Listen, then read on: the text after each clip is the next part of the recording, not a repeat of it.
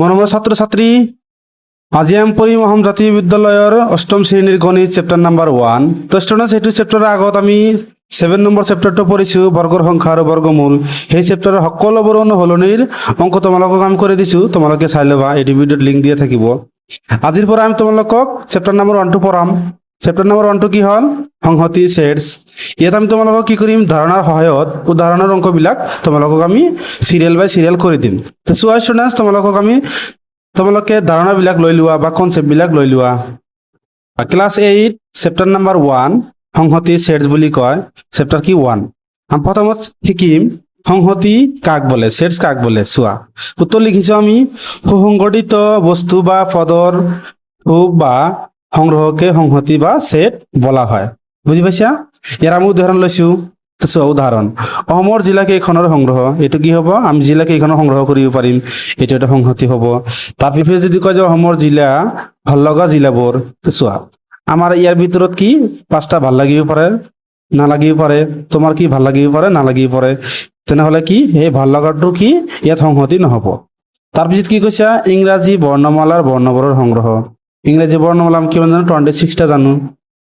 যদি আমাক কয় ইংৰাজী ৱাৰ্ড বা শব্দ কিমান আছে, সেইটো আমাক উলিয়াব লাগে, তেনেহ'লে এইটো কি অসম্ভৱ, আমি নাজানো কিমান আছে, সেইটো কি অসংহতি হ'ব নোৱাৰে। তাৰপিছত চোৱা, আমাক এইটো কি দি আছে? এন দি আছে। এন মানে আমি কি বুজিম? স্বাভাৱিক সংখ্যা। ডব্লিউ মানে আমি কি বুজিম? পূৰ্ণ সংখ্যা। জেড মানে কি বুজিম? আমি অখণ্ড সংখ্যা। কিউ মানে আমি কি বুজিম? পৰিমেয় সংখ্যা। কিউ চি মানে কি বুজিম? অপৰিমেয় সংখ্যা। আৰু আৰ মানে কি বুজিম? বাস্তৱ সংখ্যা। তাৰপিছত আমি বুজিম সংহতিৰ মৌল বুজিম, এলিমেণ্টছ। বুজি পাইছা?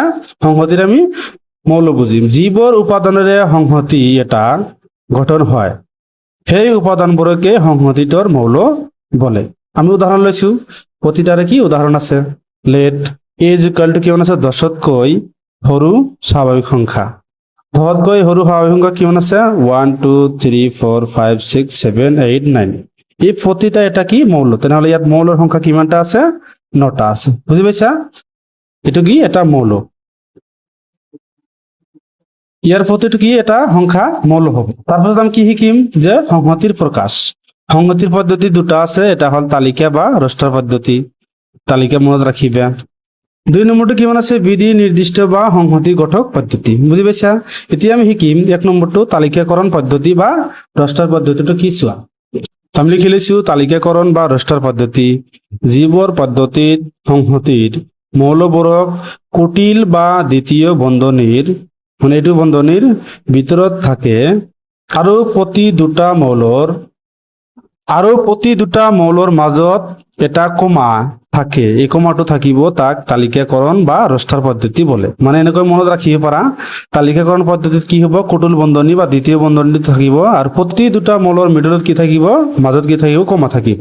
যেনেকুৱা উদাহৰণ লৈছোঁ, ধৰা হ'ল এ 5তকৈ সৰু স্বাভাৱিক সংখ্যা। 1 2 3 4 কিমান আছে? এ 1 2 3 4 5তকৈ সৰু কৈছে, তেনেহ'লে কি দ্বিতীয় বন্ধনী আছে, আৰু প্ৰতি দুটা মৌলৰ মাজত কি আছে? কমা আছে। তেনেহ'লে এটা কি পদ্ধতি হ'ব? তালিকাকৰণ পদ্ধতি। তাৰপিছত আমি পঢ়িম বিধি নিৰ্দিষ্ট বা সংহতি গঠক পদ্ধতি। চোৱা, যিবোৰ পদ্ধতি চলক, এইটো থাকিব, এইটো থাকিব, এইটো কি কয়? এইটো থাকিব, এইটো কি কয়? জাতি কয় বা সাজডেট কয়। এইটো চেম, জাতি বা সাজডেট। এটা আমি লিখি দিছোঁ। বা দ্বিতীয় বন্ধনী থাকে, তাক বিধি নিৰ্দিষ্ট বা সংহতি গঠক পদ্ধতি বোলে। মানে বিধি নিৰ্দিষ্ট পদ্ধতিত কি থাকিব?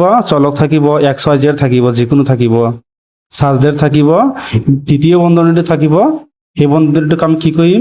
সেই গঠনটোক আমি কি বিধি নিৰ্দিষ্ট পদ্ধতি বুলি ক'ব পাৰোঁ। যেনেকুৱা আমি উদাহৰণ লৈছোঁ এটা। চোৱা উদাহৰণ, ধৰা হ'ল এ 10তকৈ সৰু স্বাভাৱিক সংখ্যা। এইটো বুজিম a is equal to x such that x, এইটো সাজডেট বুলি কয়, বা এইটো আমি এনেকৈ লিখি পাৰোঁ, এটা স্বাভাৱিক সংখ্যা। এই এক্স বিলাক কি হ'ব? 10তকৈ সৰু হ'ব, মানে 1ৰ পৰা 9লৈকে হ'ব। এনেকুৱা থাকিলে আমি এইটো কি বুজিম? বিধি নিৰ্দিষ্ট বা সংহতি ঘটক পদ্ধতি। তাৰপিছত আমি পঢ়িম সংহতি 4 প্ৰকাৰ। এটা হ'ল কি সসীম সংহতি, 2 নম্বৰটো কি অসীম সংহতি, 3 নম্বৰটো কি একক সংহতি, 4 নম্বৰটো কি হ'ব? ৰিক্ত বা খালী সংহতি। তো প্ৰথমতে আমি এইটো পঢ়িম। চোৱা, সসীম সংহতি মানে কি? সীমিত সংখ্যক মৌলৰে গঠিত সংহতিবোৰক সসীম সংহতি বোলে।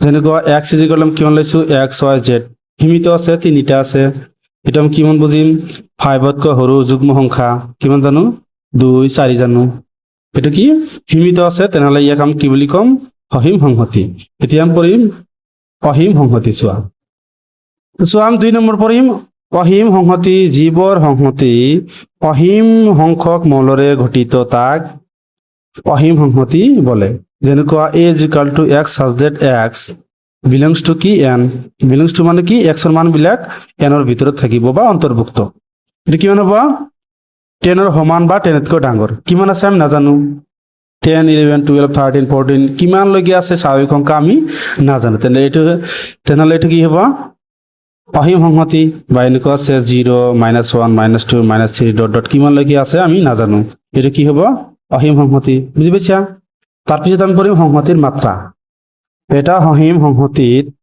যিমানটা মৌল থাকে তাকে সংহতিটোৰ মাত্ৰা বলা হয় বা বলে মাত্ৰা n of a বা mod a ৰে বুজোৱা হয় ধৰা হল আমি উদাহৰণ লৈছো ধৰা হল a = a e i o u ইয়াত কিমানটা আছে 1 2 3 4 5 পাঁচটা কি আছে মৌল আছে তেনেহলে ইয়াৰ মাত্ৰা কিমান হ'ব 5 হ'ব তাহলে ইয়াত লিখি দিছো যে ইয়াত পাঁচটা মৌল আছে গতিকে এ সংহতিটোৰ মাত্ৰা কিমান হ'ব 5টা যদি 10টা থাকে 10টা হ'ব বুজি পাইছা তাৰ পিছত আমি কৰিম 3 নম্বৰ একক সংহতি জীৱৰ সংহতিৰ মাত্ৰা এটা মৌলৰে গঠিত তাক একক সংহতি বলে জীৱৰ সংহতিৰ মাত্ৰা 1 থাকিব মানে এটা মৌল থাকিব তাক আমি কি বুলি কওঁ একক সংহতি আমি উদাহৰণ লৈছো এ আছে একক সংহতি j = x such that x belongs to n এটা কিমান হ'ব x ৰ মানটো কি হ'ব 1 তকৈ ডাঙৰ আৰু 3 তকৈ সৰু কিমান হ'ব 2 হ'ব এটা কিমান হ'ব 2 তেনেহলে 2 আছে এটা মৌল আছে তেনেহলে ইয়াক আমি কি বুলি কম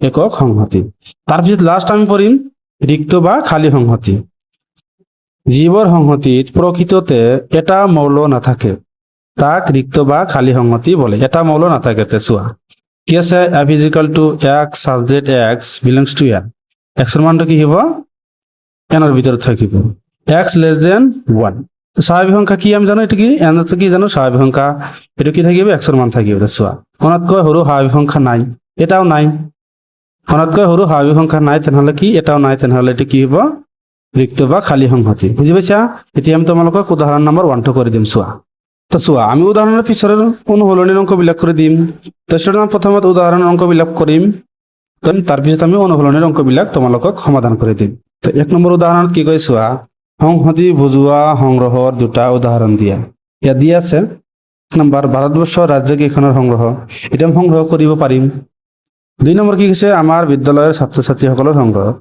তো আমি কি জানো এটা স্কুলৰ কি সীমিত সংখ্যক ছাত্ৰ ছাত্ৰী থাকে এটা আমি বুজি পাইছা এটা এই দুটা কি হ'ব সংহতি হ'ব 2 নম্বৰ কি কৈছে সংহতি নবুজোৱা সংগ্ৰহ দুটাৰ উদাহৰণ এতিয়া নবুজাব 1 নম্বৰ তো চোৱা 50 ওচৰৰ সংখ্যাবোৰৰ সংগ্ৰহ তো 50 ওচৰৰ কিমান সংখ্যক সংখ্যা আছে আমি নাজানো এটা কি সংগ্ৰহ কৰিব নোৱাৰো বাকি কৈছে 2 নম্বৰ যে অসমৰ দুনিয়া নগৰবোৰৰ সংগ্ৰহ তো চোৱা নগৰবিলাক কি যেনেকুৱা ধৰি লোৱা পাঁচটা আমাৰ কি নগৰ ভাল লাগিছে এটো তো বাকি মানুহৰ বাবে ভাল লাগিব পাৰে না লাগিব পাৰে তেনেহলে এটো আমি সংগ্ৰহ কৰিব নোৱাৰো এটো কি হ'ব সংহতি নবুজাব বুজি পাইছা ষ্টুডেন্টস ইয়াৰ পিছত আমি 3 নম্বৰৰ পৰা তোমালোকক কাম কৰি দিম তো ষ্টুডেন্টস এলাকে কৰিব লগা আছিল ষ্টুডেন্টস যদি ভিডিওটো ভাল লাগে চ্যানেলটো সাবস্ক্ৰাইব কৰি দিবা আৰু তোমাৰ মতামত কমেন্ট কৰি জনাবা থ্যাংক ইউ ষ্টুডেন্টস